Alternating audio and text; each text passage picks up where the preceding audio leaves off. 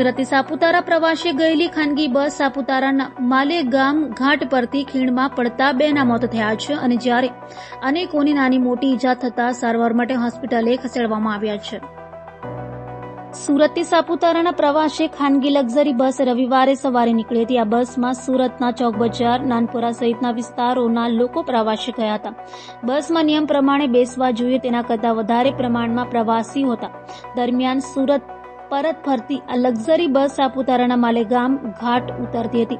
તે દરમિયાન આગળ જતા વાહનને ઓવરટેક કરવા જતા બસના ડ્રાઈવરે સ્ટીયરિંગ પરથી કાબુ ગુમાવતા બસ 60થી વધુ પ્રવાસીઓ સાથે ખીણમાં પડતા ચીચિયારીઓ ઉઠવા પામી હતી. ત્યાંથી પસાર થતા વાહન ચાલકોએ તરત જ બચાવની કામગીરી હાથ ધરી હતી અને કોઈએ 108ને કોલ કરતા તે પણ પહોંચી હતી, જેમાં ઘાયલ થયેલા 40થી 45 લોકોને નજીકની તથા સુરતની હોસ્પિટલમાં સારવાર માટે ખસેડવામાં આવ્યા હતા. ત્યારે આ ગમખ્વાર અકસ્માતમાં સુરત ગોપીપુરા મોમનાવાડ ખાતે રહેતા બે સગા ભાઈ બહેન 7 વર્ષીય અતીફા અશફાક શેખ અને 3 વર્ષીય અશફાક શેખનું મૃત્યુ થતા શોકની કાલીમાં છવાઈ જવા પામી હતી. પોલીસે બસ ડ્રાઈવર સામે ગુનો નોંધી વધુ તપાસ હાથ ધરી છે. આજ રોજ આપ જાણો છો તેમ સાપુતારામાં એક બસ ખાઈમાં પડી ગઈ છે. લગભગ એમાં 70 જેટલા પેસેન્જરો હતા.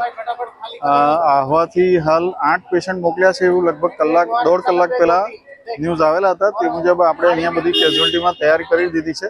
એક 20 બેડનો વોર્ડ પણ બનાવ્યો છે અને આપણે સર્જરી અને ઓર્થોપેડિકના રેસિડેન્ટ પણ એક્સ્ટ્રા સ્ટાફ મુકાયા છે, નર્સિંગ સ્ટાફ મુકાયો છે, સર્વન્ટ અને સ્ટ્રેચર ને બધું એક્સ્ટ્રા મૂકવામાં આવ્યું છે. મેડિકલ ઓફિસર બી એક મૂકવામાં આવ્યા છે. હાલ કેટલા પેશન્ટો છે આવવાની? હાલ 3 પેશન્ટ આવી ગયા છે જેની ટ્રીટમેન્ટ ચાલુ છે અને બીજા પણ આવી શકે છે, ઓન ધ વે છે. અને જે તે સમયે 8 પેશન્ટ મોકલ્યા પણ ત્યાર પછી પણ જેમ જેમ નીકળતા જાય તેમ મોકલી શકે એવી શક્યતા છે, જેના માટે આગોતરા તૈયારી અહીંયા કરવામાં આવી છે. વધારાનો સ્ટાફ પણ તૈનાત કરવામાં આવ્યો છે અને તમામ પ્રકારની વ્યવસ્થાઓ રાખવામાં આવી છે.